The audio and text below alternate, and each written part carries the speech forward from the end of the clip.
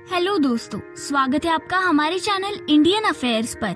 दोस्तों, आज अगर हम कांग्रेस और बीजेपी को कंपेयर करें तो इन दोनों ही पार्टीज में बहुत ज्यादा डिफरेंसेस है, फिर चाहे वो उनकी मेंटालिटी के हो या फिर काम करने के तरीके के। पर अगर हम इकोनॉमिक पॉइंट ऑफ व्यू से देखें तो मोदी 2.0 और यूपीए सेकंड में काफी सिमिलैरिटीज दिखती है। अब हम इसे कोइंसिडेंस माने या कुछ और, पर ऐसा ही है। दोस्तों, अगर हम इन दोनों ही गवर्नमेंट की सेकेंड टर्म्स की बात करें तो इनके गवर्नमेंट ने अपनी सेकेंड टर्म के दौरान बड़े बड़े ग्लोबल क्राइसिस को फेस किया है।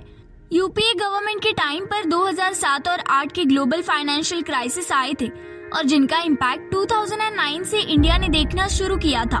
वहीं मोदी गवर्नमेंट के सेकेंड टर्म के दौरान 2019 में कोविड पैंडेमिक्स ने पूरी दुनिया को हिट कर दिया था। इन दोनों ही केसेस में सेंटर ने लोगों का सपोर्ट और इकोनॉमी में काफी ज्यादा फॉल देखा था। वहीं इन दोनों ही सिचुएशंस की वजह से गवर्नमेंट स्पेंडिंग में काफी ज्यादा बढ़ोतरी भी हुई थी और नेचुरली इसका इम्पैक्ट फिस्कल डेफिसिट पर हुआ, क्योंकि टैक्स रेवेन्यू इन सिचुएशन की भरपाई नहीं कर पाए थे। वहीं अगर हम 2008 और 9 के फिस्कल डेफिसिट पर ध्यान दें तो वो जीडीपी के 6.1% के बराबर था, जो 2009 और 10 में 6.6% तक बढ़ गए और 2011 और 12 के दौरान वो 5.9% पर ही था। इसके बाद जब यूपी गवर्नमेंट सत्ता से बाहर हो गई तब फिस्कल डेफिसिट 4.5% ही थे और आज के सिनेरियो में फिस्कल डेफिसिट्स कंसिस्टेंटली डिस्क्राइब हो रहे थे।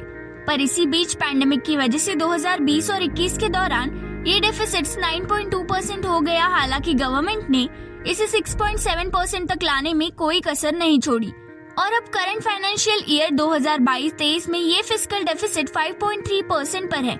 इसी के साथ गवर्नमेंट ने 2024 और 25 में इसे 4.5% तक डिक्रीज करने का टारगेट बनाया है और इससे पहले गवर्नमेंट के पास 2024 के लोकसभा इलेक्शन का भी चैलेंज है और इसीलिए गवर्नमेंट यही ट्राई करेगी कि वो सब्सिडीज रिड्यूस कर ले, जो कि उनके इंक्रीमेंटल एक्सपेंडिचर का सबसे बड़ा हिस्सा है।